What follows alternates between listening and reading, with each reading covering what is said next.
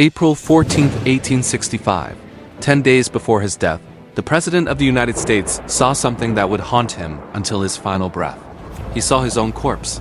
He saw a nation in mourning. He saw the future, and the future was death. This is not a story about superstition.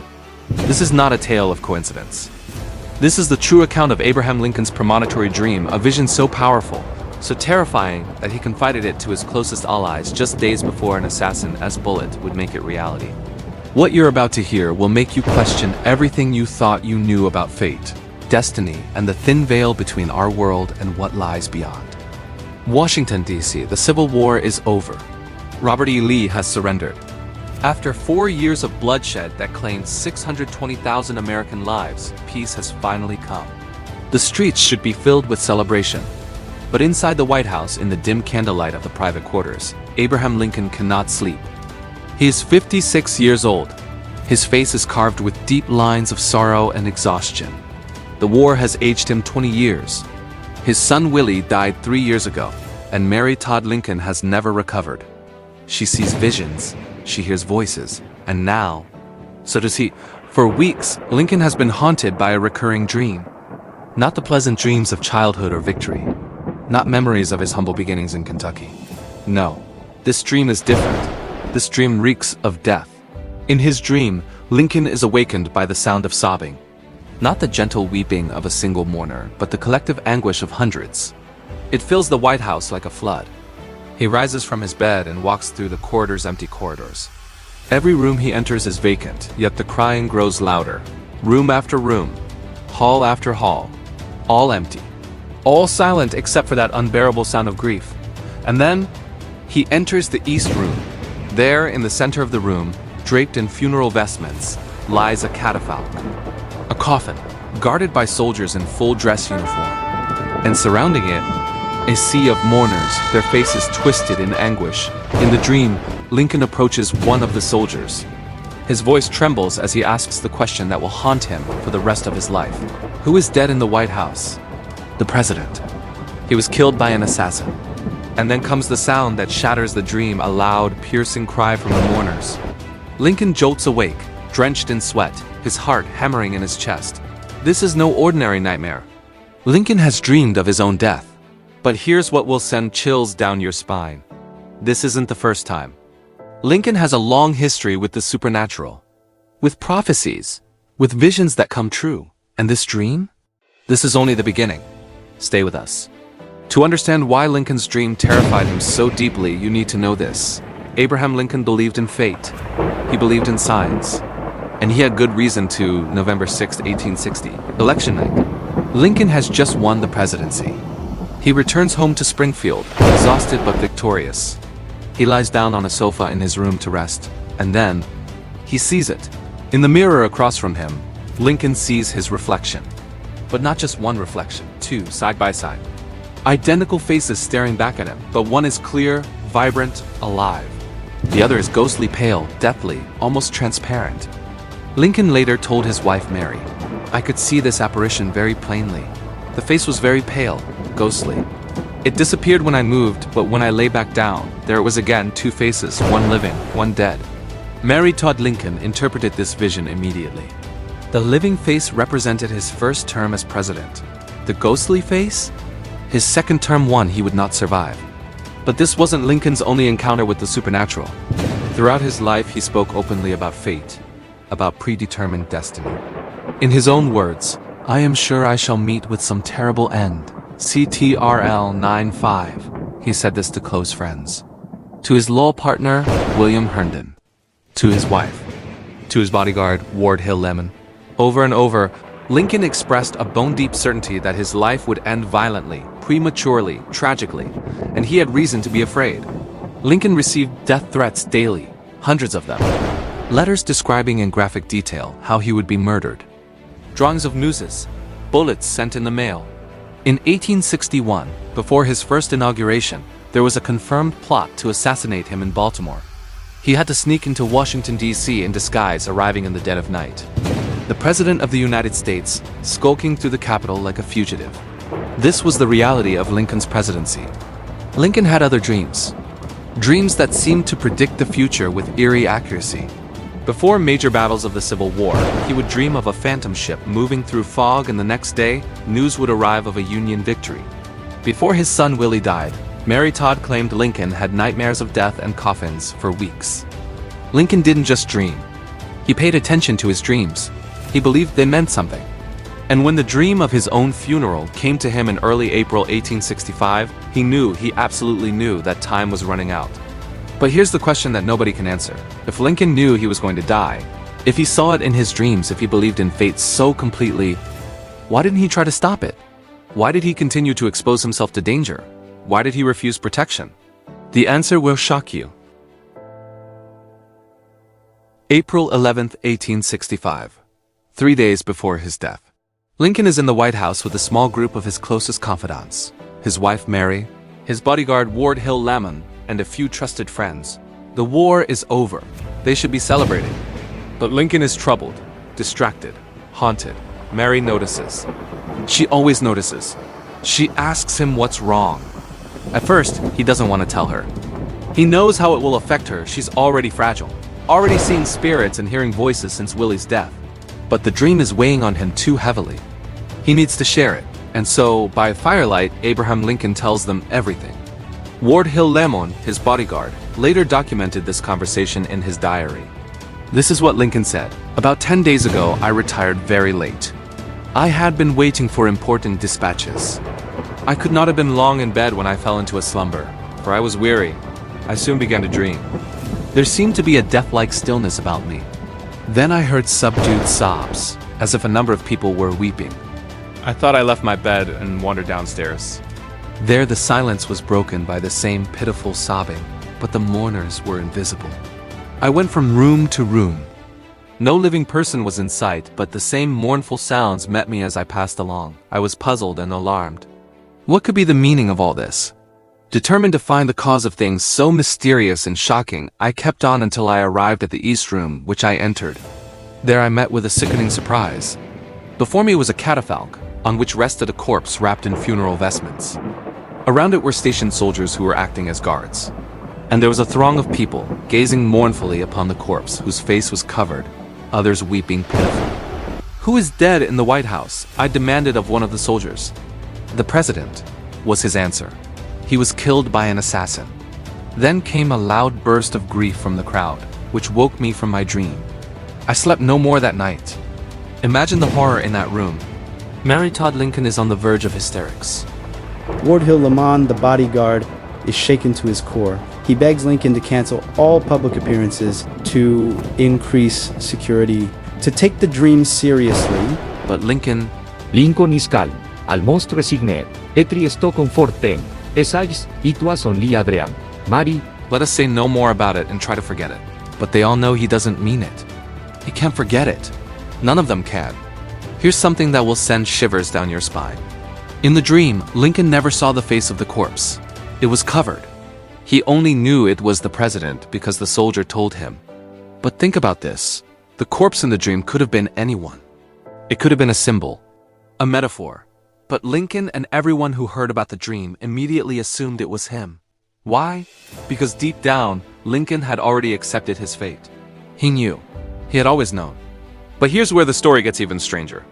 After Lincoln told his friends about the dream, he didn't hide in the White House. He didn't cancel his appointments. In fact, he did the exact opposite. 3 days later, on April 14th, Good Friday, he accepted an invitation to attend a play.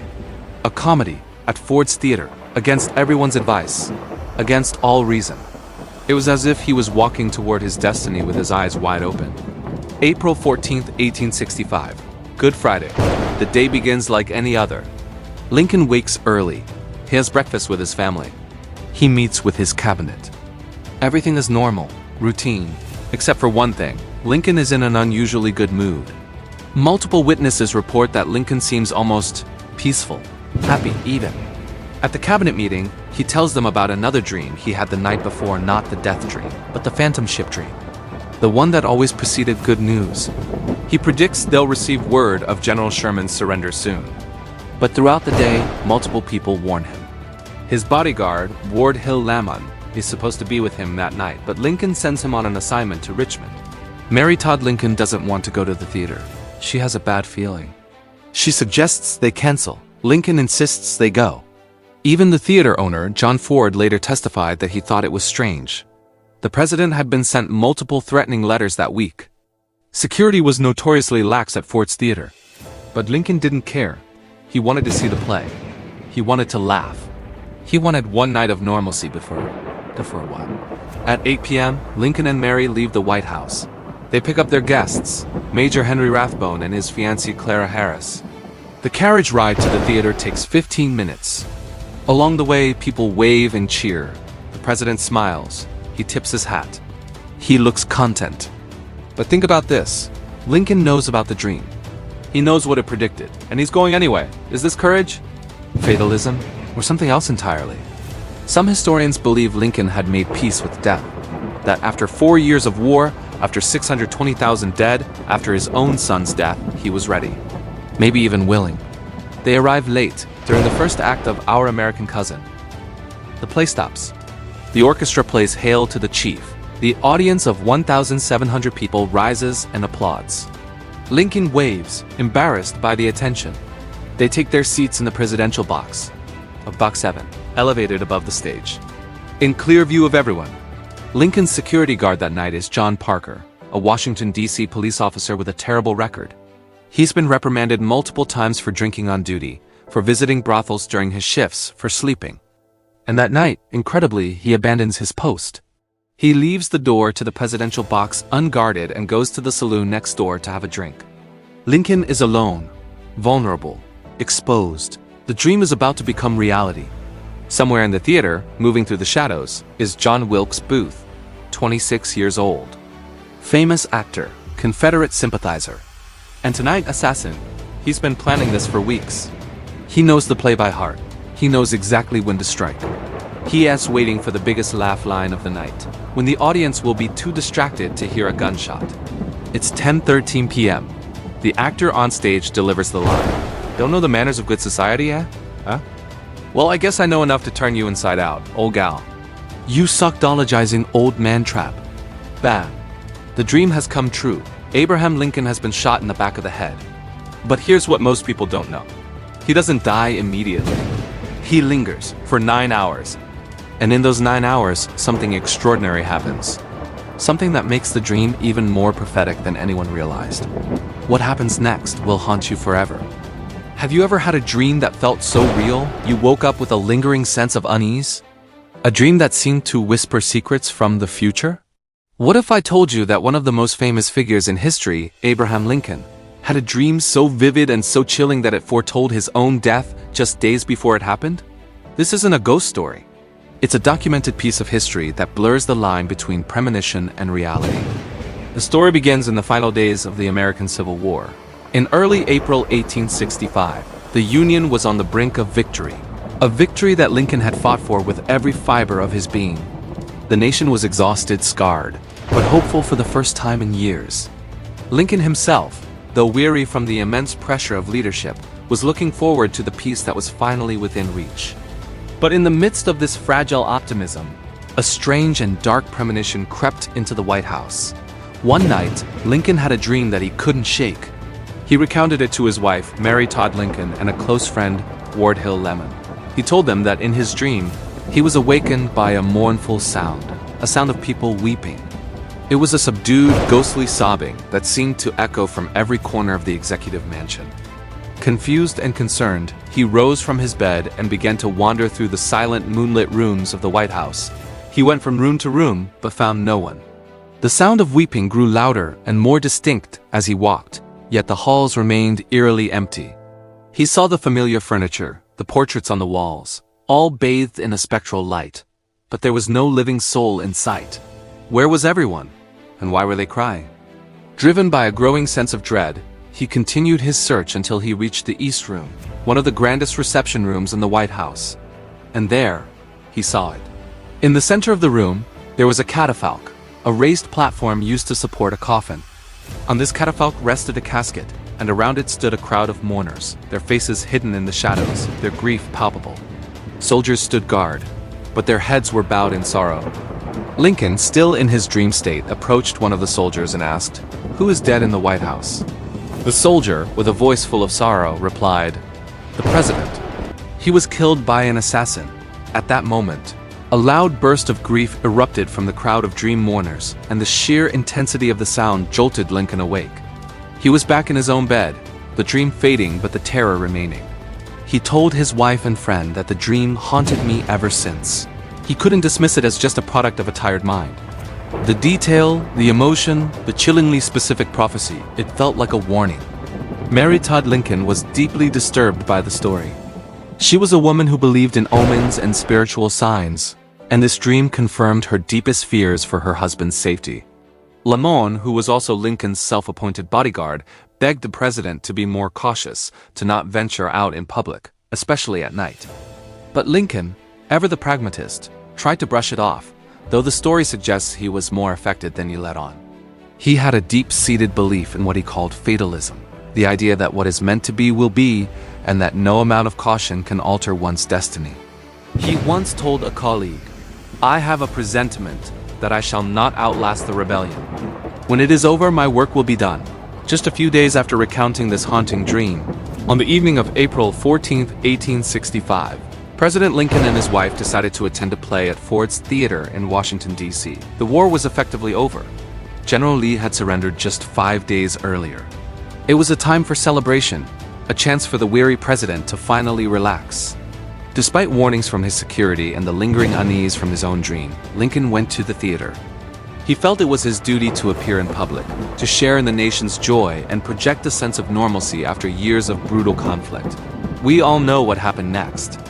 During the third act of the play, a well-known actor and Confederate sympathizer named John Wilkes Booth slipped into the president's private box. He knew the play by heart and timed his attack to coincide with a moment of loud laughter from the audience, hoping it would mask the sound of the gunshot.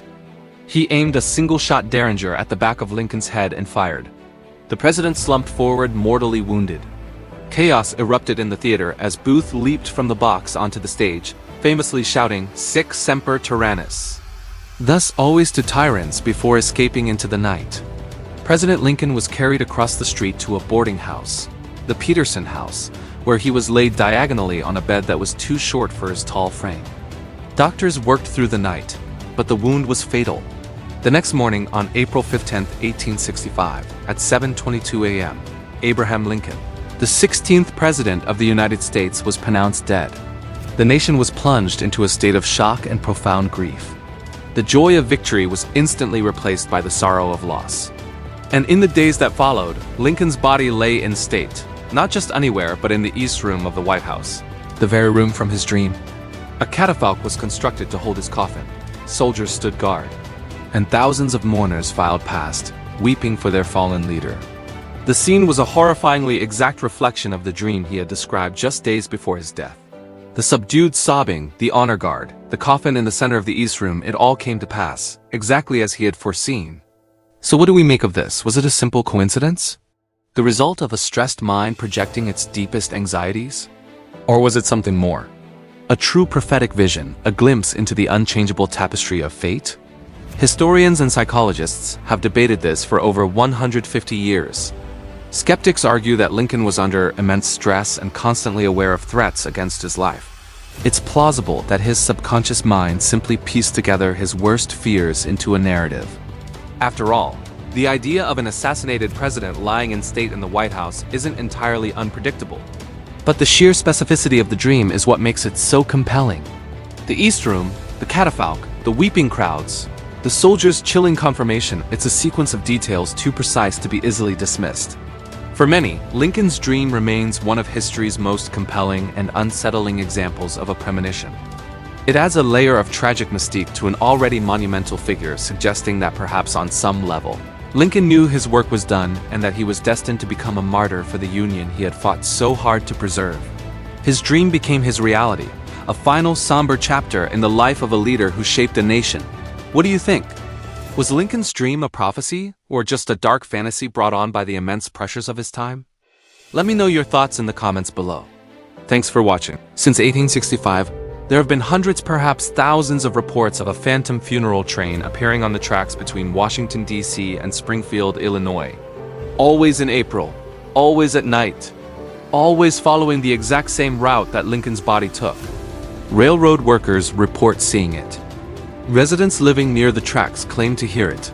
The whistle, the wheels, the mournful sound of a locomotive that shouldn't exist. Some say that when the ghost train passes, all the clocks in their houses stop for exactly 6 minutes. Others report that the temperature drops dramatically, that the air becomes heavy, oppressive, filled with an overwhelming sense of sadness. Is it real? Is it mass hysteria? Shared cultural memory made manifest? Or is it something more? Something that Lincoln himself predicted when he dreamed of his own funeral? But the phantom train isn't the only haunting associated with Lincoln. The White House itself is said to be visited by his ghost. Multiple presidents have reported seeing him. Winston Churchill claimed to have encountered Lincoln's spirit. Queen Wilhelmina of the Netherlands said she heard knocking on her bedroom door at the White House, opened it, and saw Abraham Lincoln standing there in his top hat and coat. Eleanor Roosevelt's secretary claimed to have seen Lincoln sitting on a bed pulling on his boots. Grace Coolidge said she saw his silhouette standing at a window in the Oval Office, hands clasped behind his back, looking out at the Potomac, the same position he was often seen in during his lifetime. Even Ronald Reagan's dog would bark at the Lincoln bedroom, refusing to enter. Staff members report cold spots, strange sounds, the feeling of being watched, all emanating from the room where Lincoln signed the Emancipation Proclamation. So, what does it all mean? Was Lincoln's dream a warning from beyond? A message from God? A psychological manifestation of his own fears and anxieties? Or was it genuine precognition, a glimpse through the veil of time into his own future? The truth is, we'll never know for certain. But here's what we do know. Abraham Lincoln believed it. He believed in fate. He believed in destiny. And he believed that his death was coming. The dream simply confirmed what he had always known. But perhaps the dream meant something even more profound. Perhaps it wasn't just about Lincoln's death. Perhaps it was about the death of an idea, the idea that America could remain half slave and half free. Lincoln died on Good Friday, the same day Christ was crucified. The symbolism was not lost on Americans at the time. Some saw Lincoln as a martyr, sacrificed so that the nation could be reborn. In his second inaugural address, just weeks before his death, Lincoln spoke of the war as divine punishment for the sin of slavery. He said that if God willed the war to continue until every drop of blood drawn with the lash shall be paid by another drawn with the sword, then so be it. Did Lincoln know even then that he would be the final sacrifice? Lincoln's assassination changed America forever. It ended any chance of a merciful reconstruction. It created the first national trauma, a shared grief that bound the country together, even as it had just torn itself apart. And it transformed Lincoln from a controversial president into an American saint. His dream, that terrible, prophetic dream, became part of American mythology. It's been told and retold for generations. It's been studied by psychologists, theologians, historians, and paranormal investigators. And it remains one of the most compelling examples of precognition in recorded history. Here's the question that should haunt us all. If you knew you were going to die, if you saw it in a dream with perfect clarity, would you try to change it? Or would you accept it? Would you walk toward your fate with courage, knowing that your death might serve a greater purpose? Abraham Lincoln chose acceptance. He chose duty. He chose to go to the theater that night, even though he absolutely knew what was coming. And in doing so, he transformed from a man into a symbol, from a president into a martyr, from flesh and blood into legend. On April 14, 1865, a bullet ended Abraham Lincoln's life, but it couldn't end his legacy. It couldn't silence his words, and it couldn't erase the dream that predicted it all. Today, 160 years later, we still tell this story. We still wonder about the meaning of that dream. We still see his ghost in the White House. We still hear the phantom train on April nights, because some people are too powerful to die. They live on in our collective memory, in our national conscience, in the dreams we dream and the visions we see. Abraham Lincoln saw his own death 10 days before it happened. He told his friends. He warned them. And then he walked into it with his eyes wide open. Was it fate? Was it prophecy? Was it courage or surrender? Perhaps it was all of these things. And perhaps in the end, the dream was never about death at all. It was about immortality.